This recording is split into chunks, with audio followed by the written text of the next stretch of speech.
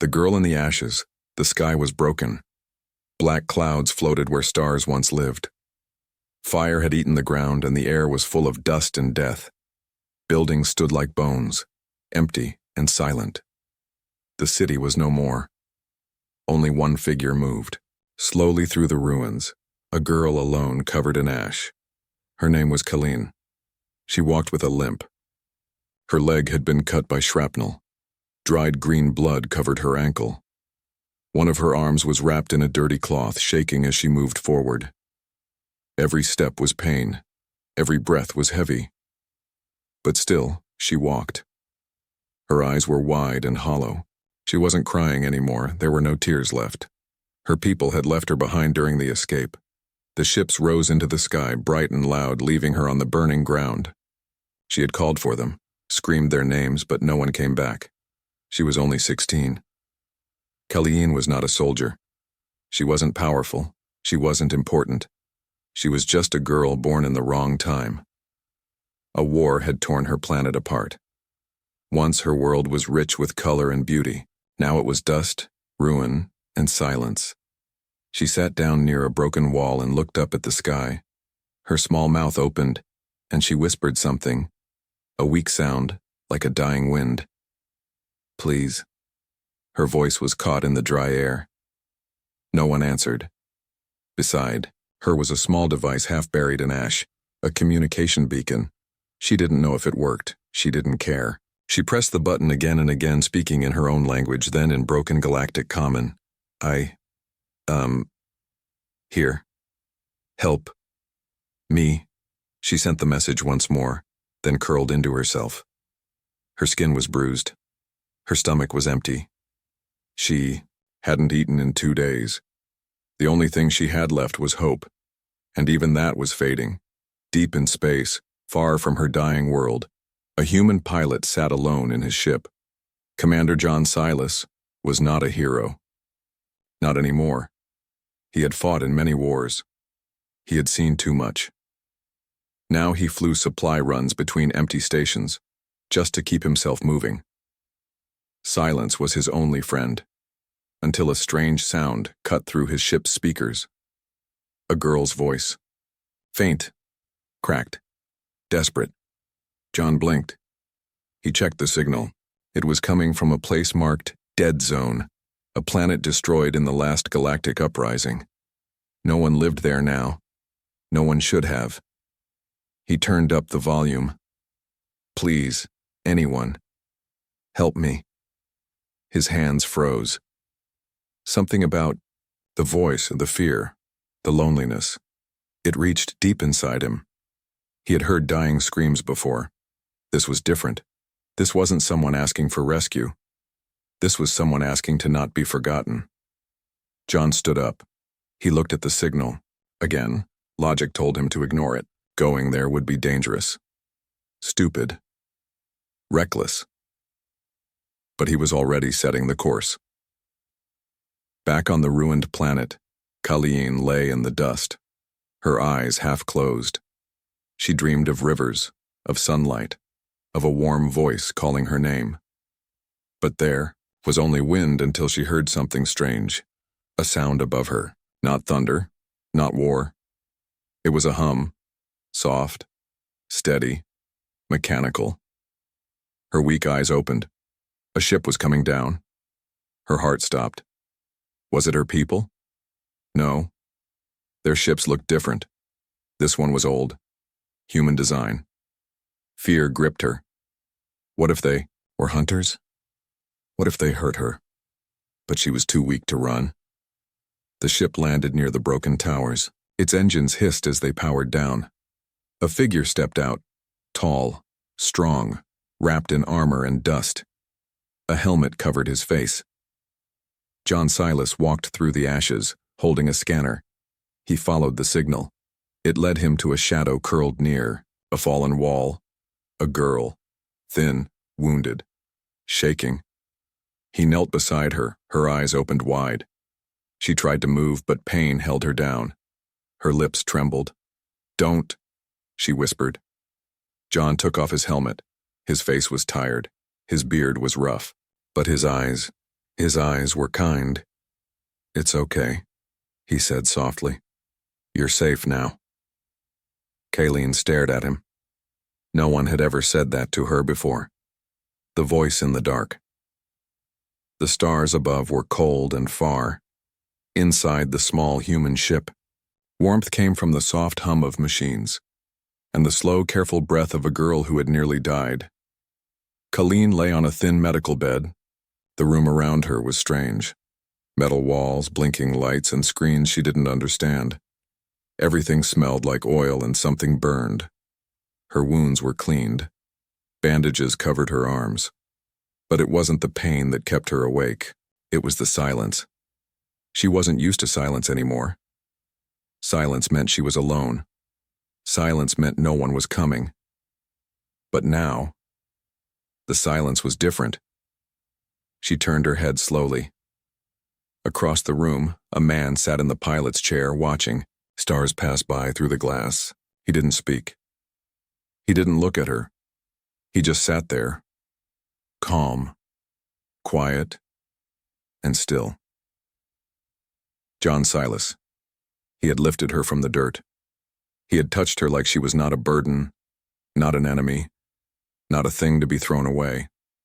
And that confused her. Her kind never touched the weak. They left them, and yet this human stayed.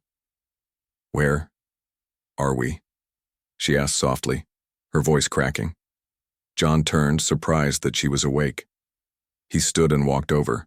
His steps were heavy but not threatening. "Halfway, to the next moon," he replied. "Safe for now." She blinked. "Why?" "Save me." John didn't answer right away. He sat down near the bed and leaned forward. "Because you were alone, and because no one helped me when I needed it." His voice was deep, quiet, full of something she didn't understand, pain, and something else, something human. Colleen looked away. "My kind. They left me. They said I was weak, not worth the air." John nodded slowly. "I've seen people say that before. Not just aliens. Humans, too." They sat in silence for a moment. Not empty silence, shared silence. But then a sound broke it. Ping. John's wrist device lit up. His eyes narrowed. Kayleen saw his jaw tighten. "What is it?" she asked. He didn't answer. He stood, walked quickly to the console and tapped a few keys. Red light blinked across the screen. "We're being tracked," he muttered. "Someone picked up the signal you sent." Her heart jumped. "Who?" "Not human. Code is alien. Encrypted. Old style. My people." John looked at her. "Maybe, but not the friendly kind." Colleen sat up, wincing in pain. "You should leave me. If they catch you helping me, they'll kill you." "Then they'll try," John said without blinking. She stared at him. He wasn't joking. "You don't understand," she whispered. "I'm not just abandoned. I'm wanted. I carry something in my blood. They think I'm a danger to their control." "Then we'll keep you hidden," he said, voice steady. "You can't fight a fleet. Watch me." Colleen couldn't speak. No one had ever stood for her before. Not once. And now, this human, this stranger, had made himself her shield. But it was already too late. John's screen flashed again. A ship had entered the system, large, fast, and coming straight, for them. "We have 10 minutes, John said, flipping switches. "Hold on." He pushed the engines to full power. The ship roared. Colleen held onto the bed rail as gravity shifted. Outside, stars turned into lines of fire. But they were still being followed. John looked at the screen. "They're locking on. Damn it." Kayleen closed her eyes. "I'm sorry. I didn't mean for this." John glanced back. "You didn't ask to be hunted." He pulled the ship toward an old asteroid field, full of rocks, tunnels, and death. The perfect place to hide. Or crash. We're going in, he said. Are you crazy? She asked. Yes. They dived into the asteroid field. Massive rocks flew past them. John spun the ship, sliding between floating debris like he had done this 1,000 times. Colleen's heart pounded. The ship behind them fired a plasma shot. It missed by inches. Alarms screamed. Lights blinked red. But John kept going. He found a cave in a large asteroid, just big enough to fit the ship. Hold your breath, he muttered. The ship slid inside, scraping metal on stone. Then, silence. Darkness. They waited. Outside, the enemy ship passed by. Sensors scanned, then left. Inside, Colleen exhaled. Her hands were shaking. John shut everything down. No sound. No light. Only breath. Colleen looked at him through the shadows. Who are you really? She asked. John stared at the stars through the glass. Someone who lost too much and won't lose again. The mark beneath her skin, inside the dark cave of the asteroid, the human ship sat quiet. No lights. No sound. Only cold shadows and the slow heartbeat of two souls trying to stay invisible. John Silas sat in the pilot's chair, eyes fixed on the radar. The enemy ship had passed by hours ago, but he didn't trust silence. Not anymore. Too many times. It had come before a storm. Behind him, Colleen sat curled on the medical bed, her arms wrapped around her knees. She had barely spoken since they escaped into the cave. Not because of fear, but because something strange was happening inside her. It started with a burning feeling under her skin. At first she thought it was from her wounds, but it moved, like fire crawling through her veins. Her heartbeat was faster now, louder in her ears. Then she saw it, a soft glow under her wrist. She pulled up her sleeve. The skin there was marked, not like a tattoo, not like a scar. It looked alive. It pulsed with faint blue light, like a star trying to be born. She gasped. What is this? She whispered. John turned. You okay?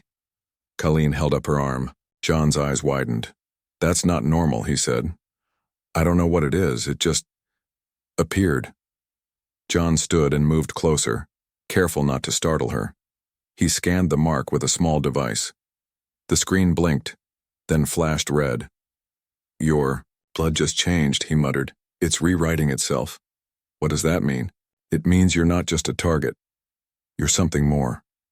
Colleen felt dizzy. She grabbed the bed rail to stay upright. I remember stories, she said slowly. About the old blood, the royal lines. They said some children were born with their gifts, but it was forbidden to speak of them. They called it a curse. Or a threat, John added. Especially to rulers who fear anything stronger than themselves. Colleen nodded. They must have known. That's why they left me, not because I was weak, but because I was dangerous. John didn't smile. And now you're glowing like a signal beacon. Just then the radar blinked again. Something was coming. We're not alone anymore, he said. Colleen's body shook. They're back? No, something else. John brought the ship online slowly, lights dim, engines cold. He moved closer to the entrance of the cave using only the sensors. Outside, a smaller ship hovered near the asteroid. Not military, not from her people. This one was old and human. John narrowed his eyes. That ship, it was destroyed 10 years ago. I saw it with my own eyes. Colleen stared. What do you mean? That ship belonged to a man named Captain Ryder. He died in the last Alliance War. No one found the wreck. But there it was, floating in silence. Should we run? She asked. No, John said. We board it. What? I need to know who's flying a dead man's ship. John suited up. Kayleen followed, still holding her glowing wrist. The closer they got to the strange ship, the warmer her arm became. It was like the ship was calling to her. The door opened, with a hiss. Darkness. They stepped inside. Dust floated in the air. Wires hung from the ceiling. Everything was dead. No lights, no power. Except one small chamber in the back. They walked toward it. Inside was a glowing pod, and inside that, a woman, floating, alive, untouched by time. Colleen froze. John stepped forward and read the panel. This is cryotech. Very old. She's been in here for over a decade. Who is she? John wiped the dust off a metal plaque. Dr. Naira Solon, xenobiologist, bloodline expert. Colleen's breath caught. She studied my people. She whispered. I know her name. She vanished years ago. The pod suddenly beeped. Lights flashed. The woman inside opened her eyes. Colleen stepped back, shocked. The woman's eyes found her instantly. She smiled faintly. You finally awakened, Dr. Solon said, her voice weak but clear. You know me? Colleen asked. I've waited for you. John moved closer. What is she? She is the last light of the first bond, the doctor whispered. A child born of power, loyalty, and forgotten blood. Colleen was shaking. What am I? Dr. Solon touched the glass. You are not abandoned. You are the key. The old blood flows in you, and they fear what you will become. The awakening of the hunted. The silence shattered. Outside the asteroid, space cracked with light as 3 enemy ships tore into the field. Sleek, dark vessels with red insignias, glowing like open wounds. They moved like hunters, slow and sharp, scanning every rock. Inside John's ship, the lights flickered. Colleen stood frozen near the cryopod. Dr. Solon's eyes were wide now, panic creeping into her voice. They found you, she whispered. John rushed back to the pilot seat, fingers flying across the controls. How? They tracked her blood, Dr. Solon said. Once the mark awakened, it became a beacon. They were waiting. Colleen stared at her glowing wrist. It was brighter now, blue light pulsing with every heartbeat. Can't we turn it off? She asked. Not without stopping your heart, the doctor replied softly. John didn't flinch. Then we run, but this time, it wasn't going to be that simple. The enemy wasn't just tracking them. They were circling. Outside, the lead ship's commander watched a holographic display. Colleen's glowing signal blinked steady in the center. Target is inside the asteroid, he said coldly. No survivors allowed, especially not the human. Back inside, John fired up the engines. Rocks crumbled as the ship powered forward. The asteroid trembled around them. We have one way out, he said. But they'll see us coming. Then what do we do? Colleen asked. We punch through, John replied. Fast and loud, but they'll shoot us down. John turned and looked her in the eyes. Not if you help me, Colleen's breath caught. I don't know how. Dr. Solon spoke from behind them. You do, you just don't remember. The ship jolted. One of the enemy ships had fired a warning shot, shaking the cave. Dust fell from the ceiling. Your blood holds more than power, the doctor continued. It holds memory. It holds command. Long ago your kind ruled not. With fear us, but with connection. Colleen looked down at her wrist. I don't want to rule. You don't have to, John said. Just survive. Outside, the enemy ships prepared to fire. John's ship shot out of the asteroid, engines roaring. Red bolts streaked across space. Colleen closed her eyes, and something ancient opened. Her mark glowed so brightly that John's screens went white for a second. Then, the enemy ships stopped moving. They froze in space. Weapons dead, engines quiet. John blinked. What the hell just happened? Colleen opened her eyes slowly. I touched something. On the radar, the enemy ships turned, but not to fire. They were backing away. You just stopped them? John asked. Colleen shook her head. No. Something else did. Something inside me reached out, and something old answered. Dr. Solon was trembling. You're not just the key, you're the call. And the old guardians, the machines hidden across the stars, they still listen to your bloodline. What guardians? John asked. The doctor pointed to the radar. A new ship had arrived, but this one wasn't hostile. It was massive, ancient silver, covered in strange markings that glowed with blue fire. Kayleen felt it before she saw it. Her whole body reacted, like it knew her. "That's not from my people," she whispered. "No," the doctor said. "It's older than your people." The massive ship sent one signal, a soft pulse, and then destroyed one of the enemy ships with a single beam of light. John gasped. They didn't even fight back. The other two ships fled. "Why did it save us?" John asked. Kayleen looked at her arm. "Because it thinks I'm its queen." Inside the large ship, ancient systems came to life. Somewhere deep in its core, a message played, in a language forgotten by most. The blood has returned. Protection protocols engaged. John's ship was pulled into the hangar by invisible force. They stepped out slowly. The inside of the ancient ship was beautiful, glowing walls, tall archways, and statues of creatures no longer seen in the galaxy. Kayleen walked forward like she had done it before. "You've been here," Dr. Solon whispered. "No," Kayleen said, "but someone like me has." They reached a chamber. In the center was a throne made of crystal. Kayleen stood before it. Lights lit up around her. Soft music played, not made by any instrument, but the air itself. And then the ship spoke. "Welcome, child of the lost bond. The stars have waited." The Empire's greatest fear, the council hall was quiet, but the fear inside it was loud. 12 alien rulers sat in a circle of glass and gold, each from a different world, each more powerful than the last. But their faces were pale, their mouths tight. Screens floated in front of them, showing the same image again and again: a girl with glowing skin, standing inside a forgotten ship, and beside her, a human. "This cannot be real," one of them whispered. "It's her." Another said, "The lost bloodline. We erased them all." A third slammed his hand on the table. "You erased the names, not the blood. And now the ancient ship has answered her." A cold voice spoke last, slow, sharp, and full of hate. "The girl is not the threat," the figure said. "The human is." The others looked at him, confused. He leaned forward.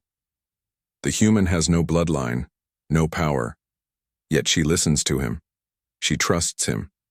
He gives her strength. Without him, she is unsure, afraid." "What do you suggest?" asked the leader. The cold one smiled. "We take him, break him, make her watch. Then, we end her."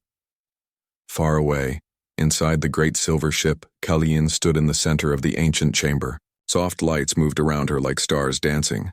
The ship accepted her, followed her, protected her. But something felt wrong. John was gone.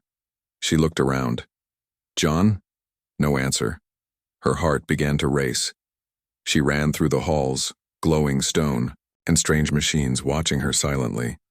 She reached the ship's control room. Empty. "John," she shouted. Nothing. But then, a screen blinked. A message burned into the glass. "He has been taken." Kayleen stared, shaking. No. Elsewhere, John was chained inside a black prison ship. The walls pulsed with energy that burned his skin. 3 guards stood watch. And in the shadows, a figure approached, the cold one. His skin was pale, marked with dark patterns. His eyes had no light in them. "You," he said softly. "The human who taught the girl to hope." John said nothing. The cold one smiled. "You broke the balance. You gave her courage, and now she believes she matters." He stepped closer. "We will show her the truth, starting with your screams." Back on the ancient ship, Kayleen fell to her knees. "No. No. Please." Her voice shook. The ship responded. The walls glowed red. It felt her pain. It felt her anger. A panel opened. A weapon rose from the floor, not to destroy but to connect. Child of bond, the ship said. Your pain is our pain. Your fear is our flame. Kayleen touched the weapon. Her mark burned bright. Suddenly, she saw everything. She saw John in chains. Saw the Cold One's face. Saw the Council's secret meeting. Saw armies preparing for war. She gasped. They're going to kill him. And you, the ship added. But only if you do not rise. Kayleen stood slowly. Her hands were shaking, not with fear, with fury. Then take me to him. The ship moved. Outside, stars bent. Systems passed in seconds. Ancient engines roared with power not seen in 10,000 years. Inside her chest, Kayleen felt something new growing. Not just fear, not just sadness, strength. For the first time, she didn't feel small. For the first time, she knew she was not a mistake. She was chosen. The black prison ship floated in orbit around a dead moon. No defenses, no signals. Hidden, safe, until the silver light appeared. The ancient ship dropped from hyperspace like a falling sun. Silent, deadly, blinding. Alarms screamed inside the prison ship. The guards panicked. What is that? One shouted. Nothing's supposed to find us. Too late. The silver ship opened. Kayleen stepped out, alone. No armor, no army, just her. And the mark. The guards fired. The blasts stopped mid-air, frozen. Kayleen raised her hand, and the weapons melted. The air cracked with power. She walked through steel like it was water. The guards ran.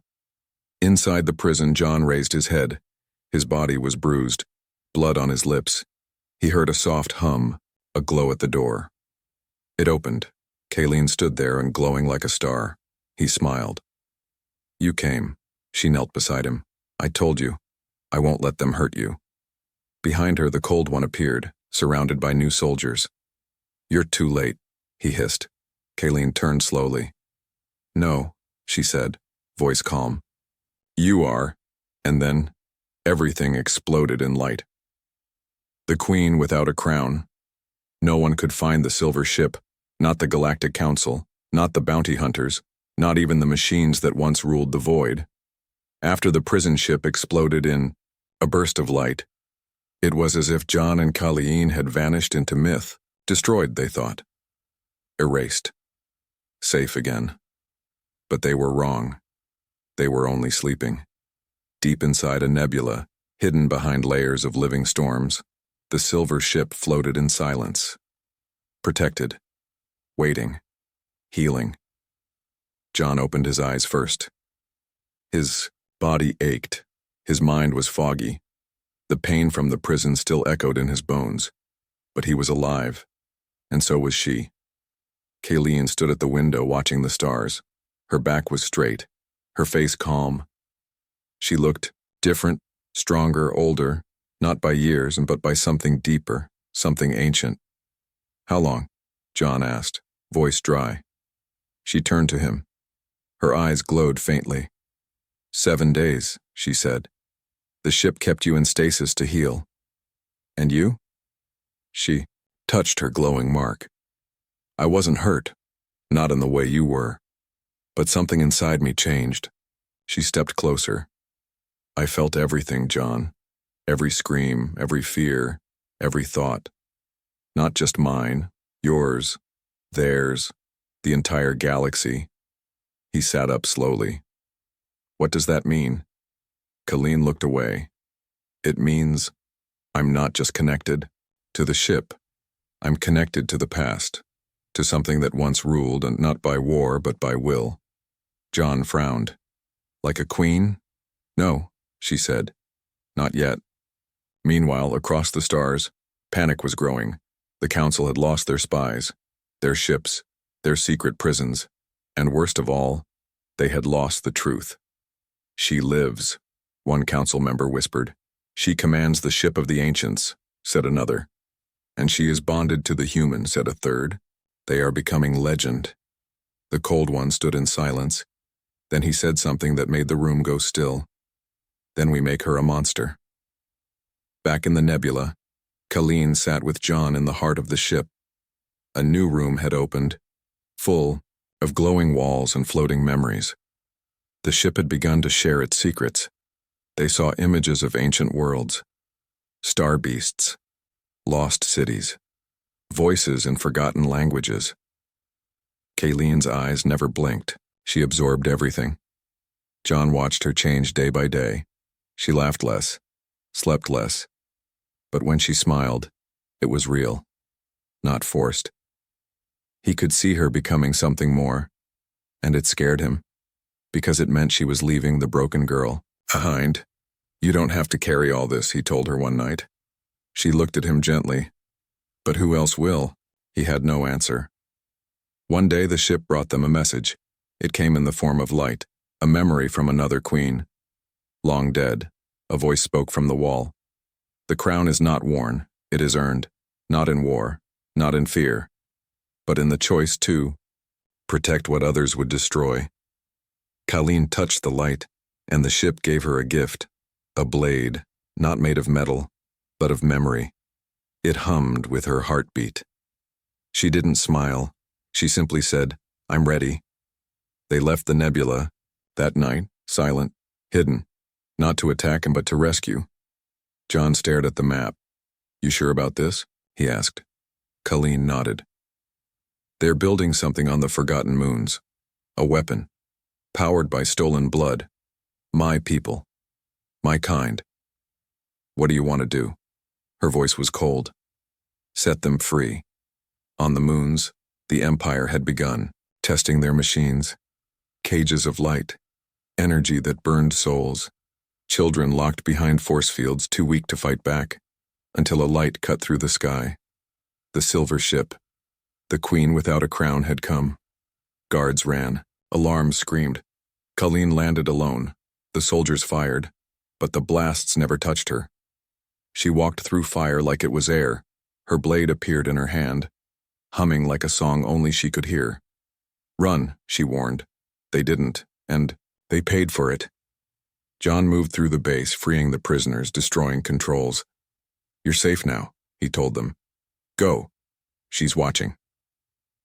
Outside, Colleen stood among the flames, her mark shining like a star. She didn't scream. She didn't roar. She simply was, and the Empire learned what fear truly meant. The girl who changed the stars, they came from beyond the edge of the known stars. Not ships, not fleets, not even life as anyone understood it. They were the old gods, beings of pure thought and ancient hunger, forgotten by time, buried by history, erased by fear. They had no names now, only whispers. And they had awoken, not because of war, not because of blood, but because of her. Colleen stood on the bridge of the silver ship, her face calm as the alarms flashed. John stood beside her, his hand resting on the console. He looked at the screen and swallowed hard. "What? What are they?" Colleen didn't blink. "They are the first rulers," she said. "Before the council, before the empires, before humans ever reached the stars." John shook his head. "Why now?" "Because I broke the balance," she whispered. "Because I chose love over fear. And now, they want to remind the galaxy what power really means." Outside the ship, the void itself shifted. Black space bent. Light screamed. One of the ancient things moved. Not flying, not walking, but existing. The council's fleet saw it too. They fired everything they had. Lasers, dot bombs, energy so bright it blinded sensors. None of it mattered. The creature didn't even notice. It spoke, not with a voice but with a feeling. And the feeling was hunger. The Galactic Council fell into chaos. "This is her fault," they shouted. "She woke them. Kill her now before they crown her queen." But it was too late. The stars were watching, and so were the people. Videos of Kayleen's rescue missions had spread. Stories of the human who stood by her, of the glowing girl who freed slaves, of the silver ship that never lost. They no longer called her a danger. They called her hope. Inside the silver ship, John turned to her. "We can run. Disappear. Live out our days on some hidden world." Colleen looked at him gently. We could, she said. But then who will stand when no one else will? He stared at her. He saw the same girl he'd found in the ashes. But now, she stood like a mountain, strong, unshaken, a queen without needing a crown. He nodded. Then let's finish this. They flew toward the ancient being, the size of a small moon, eyes like collapsing suns. The ship shook with every second they got closer. Inside, Kalian's mark burned. It bled light into her skin, her bones, her breath. What's the plan? John asked. She smiled faintly. I talked to it. You're serious? Completely. She stepped forward, past the controls, past the screens, until she stood before the ship's ancient core, the true heart of the vessel. You were made to obey, she whispered. But I ask you to trust. The core pulsed, and the ship changed. It unfolded like a flower of metal and light, revealing its true form. Not a weapon, a voice. It sang, and the creature stopped. For the first time in 1,000 years. The old god hesitated. Kayleen stepped into the air, surrounded by a shield of pure memory. Her feet didn't touch the floor. The ship held her, carried her. Her voice was calm. I am the last of the bond, the first of the new. I carry no crown.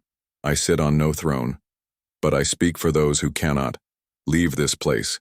Your time is done, the old god screamed. Stars dimmed, but Kayleen didn't move. The light around her burned brighter. Memories flowed, of every child she saved, of every voice that called her queen, of John's hand in hers, and the creature began to crack. Not from weapons, not from fear, from belief, because something stronger than hunger was rising. Hope. Then it happened. The creature split into light and dust, not killed but released, and across the galaxy the others began to vanish too, as if they had only stayed alive waiting for her. John ran to her as she collapsed back onto the ship. He caught her in his arms. You did it, he said softly.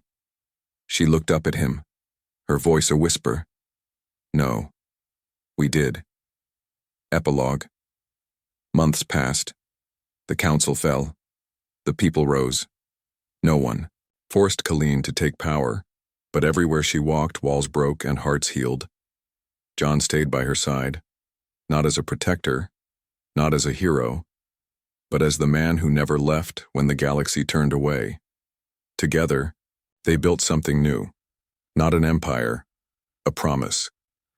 And across every world, old or new, broken or whole, one story was told again and again, about the girl who was abandoned, who rose with nothing, who loved a human, and who changed the stars. End.